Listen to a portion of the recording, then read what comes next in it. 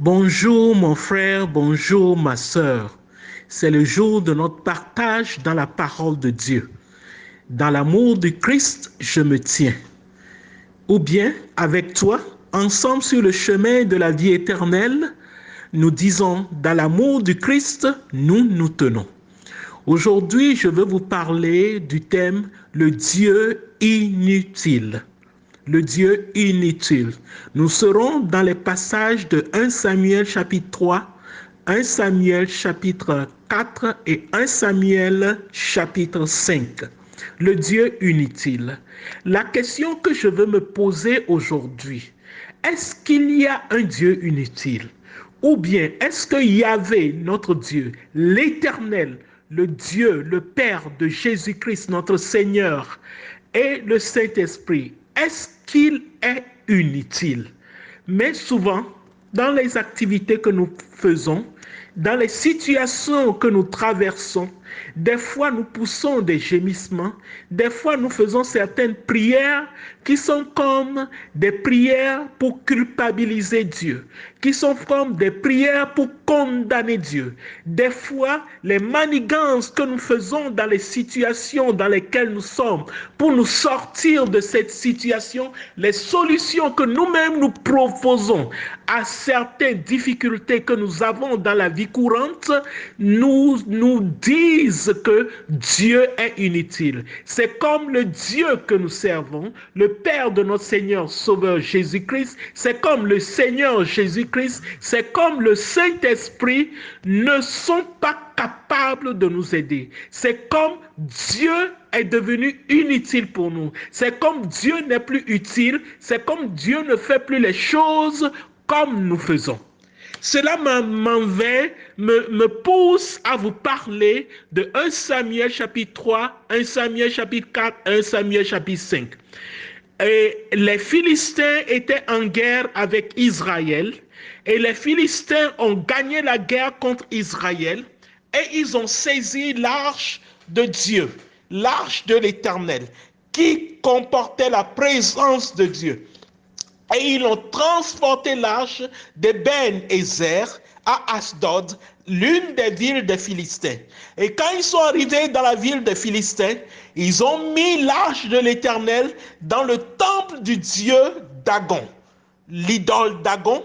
Ils ont mis l'arche de l'Éternel dans le temple de l'idole Dagon.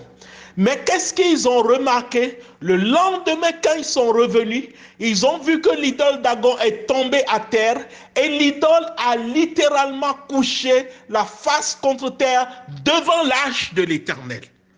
Alors quand je lis cela, je me demande, est-ce que notre Dieu est réellement inutile, comme des fois nous essayons de le convier dans nos attitudes, dans nos prières, dans nos inquiétudes, dans nos gémissements?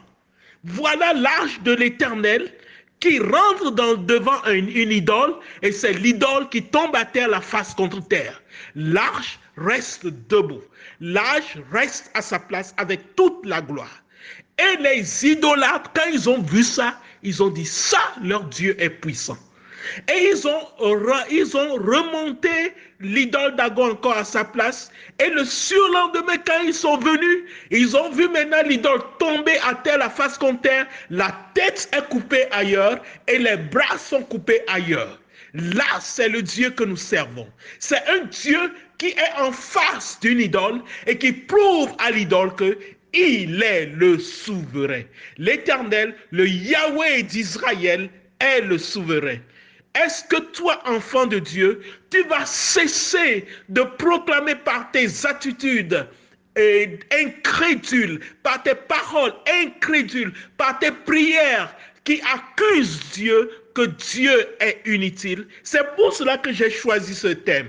Le Dieu réellement que nous servons n'est pas inutile, mais c'est nous qui rendons ce Dieu inutile et qui paralysons la main de Dieu pour intervenir en notre faveur. C'est pour cela que Isaïe 59 a dit, non, la main de Dieu n'est pas trop courte pour sauver, ni son bras trop court pour nous délivrer, mais c'est nos péchés, c'est nos iniquités qui nous empêchent de voir sa face et de voir sa puissance. Effectivement, quand vous lisez le passage, dans 1 Samuel chapitre 3, Dieu a parlé au petit Samuel et lui a dit, voilà Élie et ses enfants, que les enfants d'Élie vivent dans la débauche, que des enfants d'Élie vivent dans l'adultère, que des enfants d'Élie méprisent les choses saintes de moi l'Éternel. Pour cela, j'ai dit à Élie de les réprimander, mais il ne les a pas réprimandés.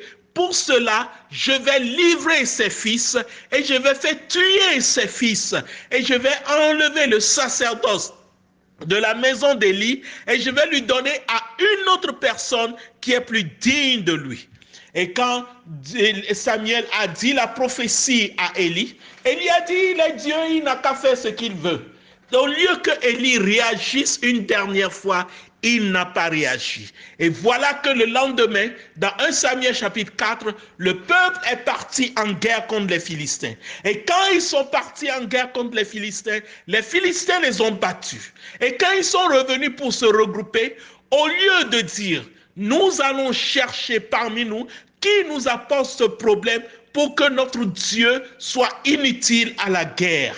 Au lieu de dire cela, comme Josué, quand Akan a provoqué l'interdit parmi le peuple et que Josué a eu la défaite devant Haï, il a cherché la face de l'Éternel.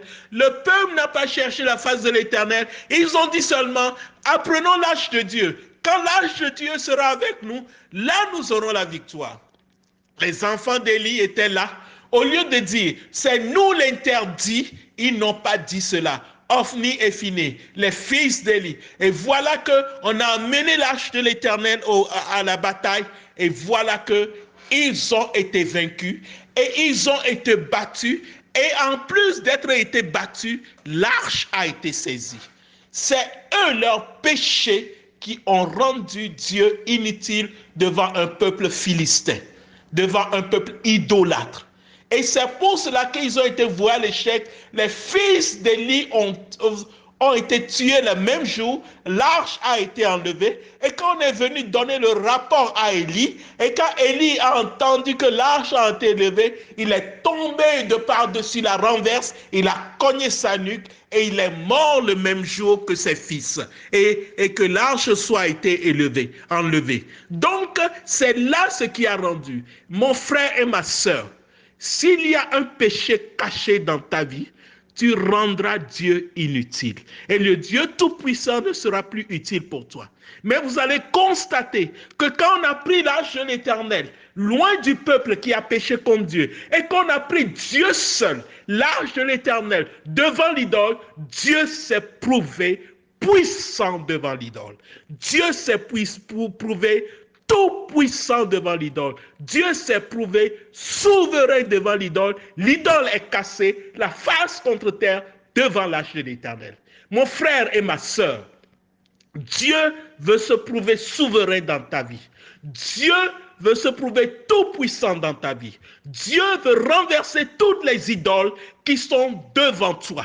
Dieu veut détruire tous les autels maléfiques où on a appelé ton nom, où on a fait des artifices contre toi. Dieu veut te délivrer. Dieu veut te donner la grandeur, la promotion. Dieu veut te donner la gloire. Mais est-ce que tu permets à Dieu d'être utile dans ta vie?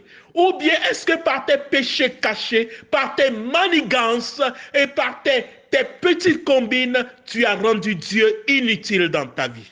C'est une question que je suis en train de te poser aujourd'hui. Toi qui me suis présentement, est-ce que Dieu est inutile dans ta vie ou est-ce que Dieu est utile dans ta vie? Le psalmiste David a dit, l'Éternel est mon berger, je ne manquerai de rien. Il me fait reposer dans des verts pâturages, il me dirige près des eaux paisibles, il restaure mon âme. L'Éternel est le berger. Le Seigneur est le berger. Le Seigneur est celui qui pourvoit. Le Seigneur est celui qui te donne de ne rien manquer. Le Seigneur est celui qui te conduit dans de verts pâturages. Le Seigneur est celui qui te restaure. Est-ce que tu veux lui laisser la place?